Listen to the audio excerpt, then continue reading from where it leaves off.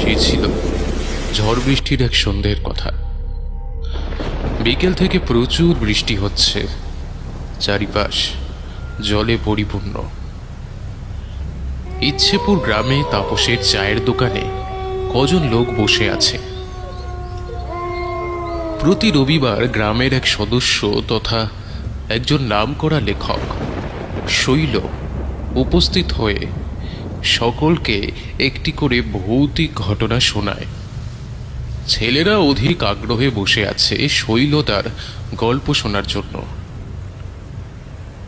পল্টু বললে, তা তোমার আগের ঝড় বাদলের ঘটনাগুলো তো ভৌতিক অ্যানিমেশনের দর্শকরা খুব পছন্দ করেছে। তোমার জীবনে ঘটা সেরকমই একটা হাড় হিম করা ভূতের গল্প বলো না গো। চায়ের কাপে একটা চুমুক দিয়ে শৈল জীবনের আরেকটি গল্প বলতে শুরু করল। আষাঢ় মাসের সেই দিনটা ছিল বড়ই দুর্যোগের। সকাল থেকে অঝোরে বৃষ্টি হয়ে চলেছে। আকাশে ঘন কালো মেঘ মুখ ভার করে রেখেছে।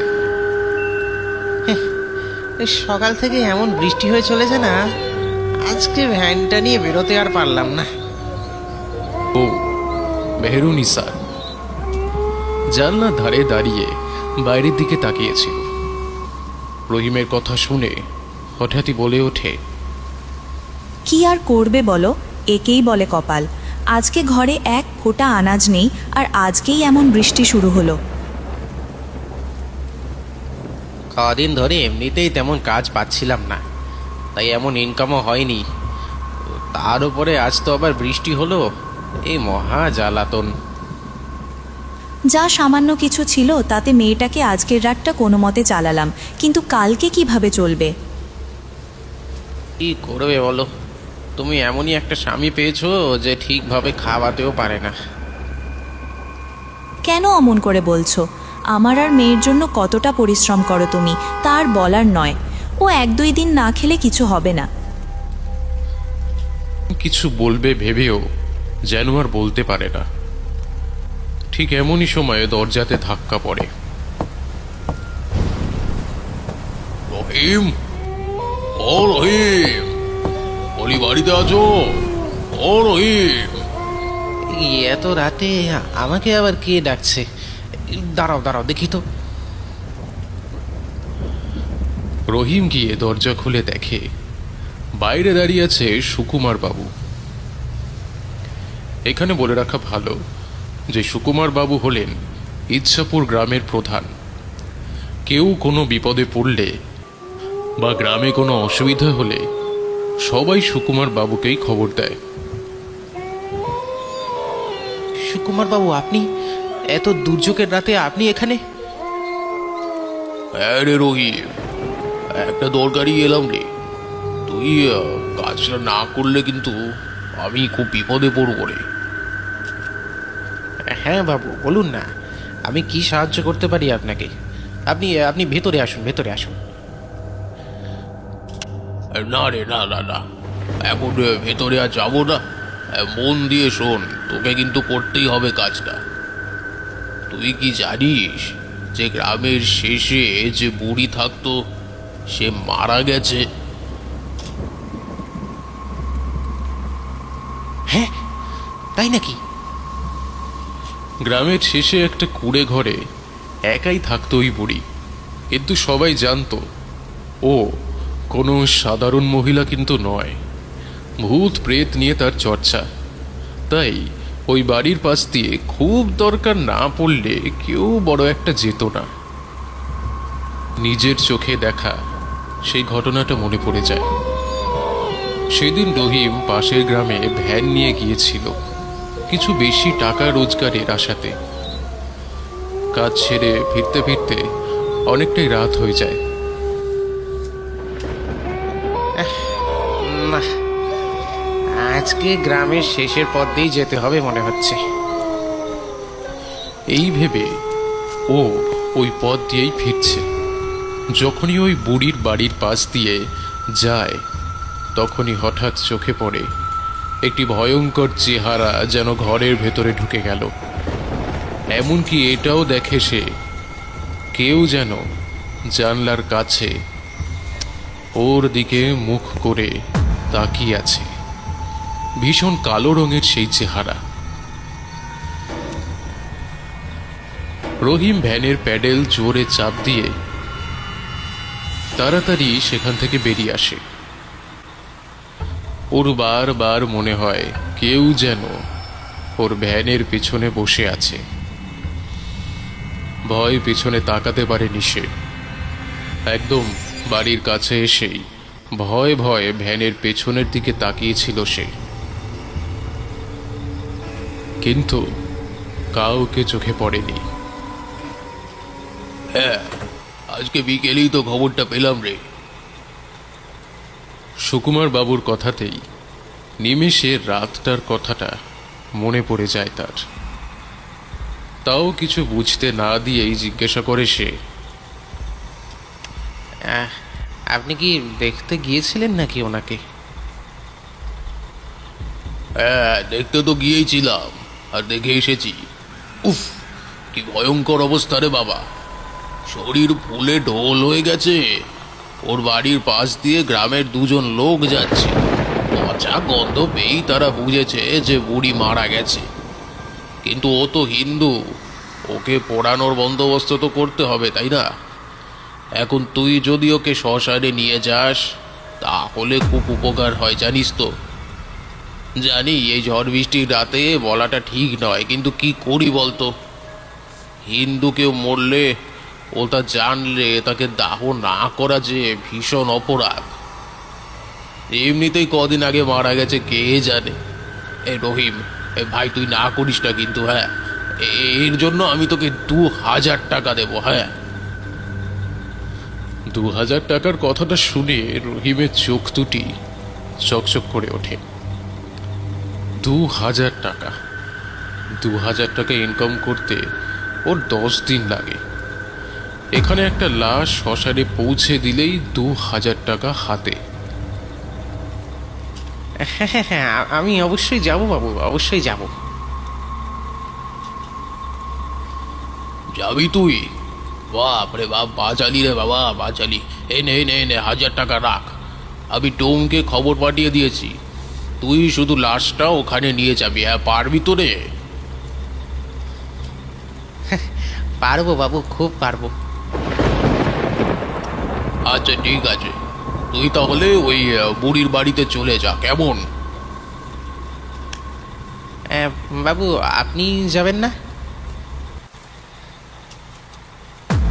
ওখানে আমরা দুজন লোক আছে আমার, বুঝলি, ওরাই তোকে সাহায্য করে দেবে।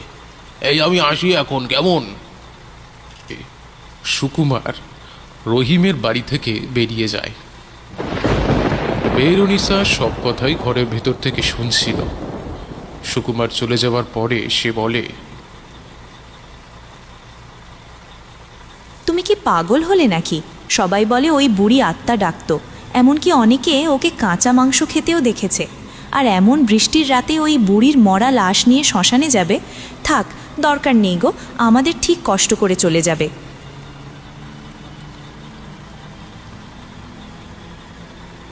না না না না, তা হয় না গো, তা হয় না। আমি টাকা নিয়েছি। আরেকটা লাশ পৌঁছে দিলেই যেখানে 2000 টাকা পাওয়া যাচ্ছে, না না না, সেখানে এই সুযোগ কি আর ছাড়া যায় বলো তো? আমার কিন্তু ভীষণ ভয় করছে। এক কাজ করি বরং, আমিও তোমার সাথে যাই। পাগলি কোথাকার, বলে কি না আমার সাথে শ্মশানে যাবে। একদম চিন্তা করো না। হ্যাঁ, তোমাদের ভালোবাসা আছে, আমার কিচ্ছু হবে না। আচ্ছা, আর দেরি করা যাবে না। হ্যাঁ, আমি যাই, না হলে আবার দেরি হয়ে যাবে ওদিকে। রহিম বউকে বিদায় জানিয়ে ঘুমন্ত মেয়ের মাথাতে একবার হাত বুলিয়ে দিয়ে বেরিয়ে যায় ভ্যান নিয়ে। কিছু সময় পরেই রহিম গ্রামের শেষে সেই বুড়ির বাড়িতে উপস্থিত হলো। এখানে যেন অন্ধকার আরো বেশি। ঘরে ঢুকতেই গা গুলিয়ে ওঠে রহিমের। কি ভীষণ পচা গন্ধ এখানে। ঘরের এক কোনায় চোখ গেল তার, চোখ খোলা অবস্থায় পড়ে আছে সেই বুড়ি। শরীর তার ফুলে ঢোল, পড়েছে 2-3 দিন হবে হয়তো, সেটা বোঝাই যাচ্ছে। ঘরের এদিক ওদিক ছড়িয়ে আছে অদ্ভুত সব জিনিসপত্র, পোড়া কাঠ, নরমুন্ডু, কালো পালক, আরো কত কি, যেগুলোর নামও জানে না রহিম। আরে রহিম, আরে দাঁড়িয়ে দাঁড়িয়ে একা একা কি ভাবছিস বল দেখি। আয় আয় আয় আয় আয়, ভ্যানটায় তুলতে হবে তো লাশটাকে। আয় আয় আয়। কি তাপস, তুই একা? আরে সুকুমার বাবু বললেন নাকি যে আরো লোক থাকবে। এই রাতে কে এই ভুতুরে বাড়িতে থাকবে বল দেখি। আমাকে 500 টাকা দিল, আর টাকারও দরকার ছিল আমার, তাই এই কিছুটা সময় রইলাম আর কি। এই নে নে নে নে নে, মেলা বকিস না তো, তাড়াতাড়ি কর দেখি। বুড়িটার লাশ তুলতে গিয়ে দারুণ বেগ পেতে হলো দুজনের। 2-3 দিন ধরে মরা একেবারে ফুলে উঠেছে, ওজন বেড়েছে তার, কিন্তু তা বলে এতটা ওজন যে বাড়বে সেটা বাড়ার তো কথা নয়। আরে আরে বাপরে বাপ, এত ভারী মানুষের ওজন হয় নাকি রে বাপ? ওরে বাবা, উফ, আরে আরে অনেক লাশ ভ্যানে তুলেছি রে ভাই, তবে এত ভারী লাশ আমি জীবনে তুলিনি। দুজনে মিলে অতি কষ্টে ভ্যানে তুলে বুড়ির লাশটাকে রাখল। রহিম লাশের ওপরে আবার কালো প্লাস্টিক চাপিয়ে দিল। আমি তাহলে চলি কেমন? হ্যাঁ, সাবধানে শ্মশানে যাস ভাই। রহিম অন্ধকারের দিকে আর বুড়ির লাশের দিকে তাকিয়ে ভ্যানে উঠে পড়ল আর প্যাডেল দিতে শুরু করলো। রহিম ভ্যান নিয়ে ধীরে ধীরে অন্ধকারে এগিয়ে যায় শ্মশানের দিকে। কপালে যদি দুর্ভোগ থাকে তাহলে আর কি বা করা যাবে। রহিম ভ্যান নিয়ে কিছু দূর যেতেই বৃষ্টির জের আরো বেড়ে গেল, সাথেই জোরে জোরে হাওয়া দিতে শুরু করলো। হায় রে আল্লাহ, বৃষ্টিটাও এখনই নামতে হলো। বৃষ্টির বেগ বেশ জোরেই শুরু হলো। দেখতেই দেখতে রহিম মাঝে মাঝে একবার করে ভ্যানের পিছন দিকে তাকিয়ে দেখে। কালো প্লাস্টিক দিয়ে মোড়ানো, তাই লাশটির ভেজার সম্ভাবনা নেই, এইটা নিয়ে কোনো চিন্তা নেই তার। গ্রামের কাঁচা রাস্তা, তার মধ্যেই বৃষ্টি হচ্ছে, তাই রহিমের ভ্যান নিয়ে সামনের দিকে এগোনো যেন আরো কষ্টের হতে থাকে। কাঁচা মাটিতে পাকের মতো ভ্যানের চাকা আটকে যেতে থাকে। যত জোরেই প্যাডেল করুক না কেন, ভ্যান যেন আর এগোতে চাইছে না।